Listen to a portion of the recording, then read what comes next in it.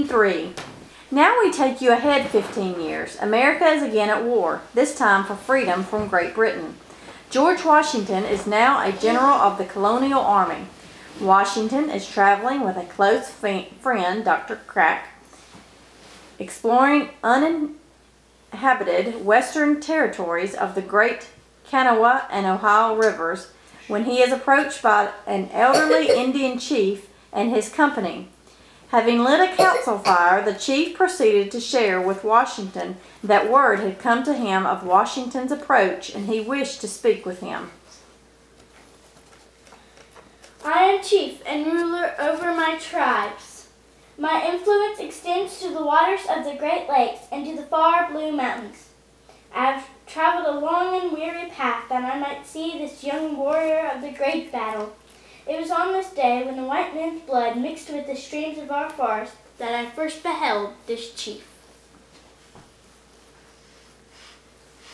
The Indian chief was referring to Washington as he spoke. I called to my young men and said, "Mark yon tall and daring warrior. He is not of the Redcoat tribe. He hath an Indian's wisdom, and his warriors fight as we do. Himself is alone exposed. Quick, let your aim be certain, and he dies. Our rifles were leveled, rifles which, but for you, knew not how to miss. 'Twas all in vain. A power mightier far than we shielded you. Seeing you were under the special guardianship of the Great Spirit, we immediately ceased to fire at you. I am old, and soon shall be gathered to the great council fire of my fathers in the land of shades.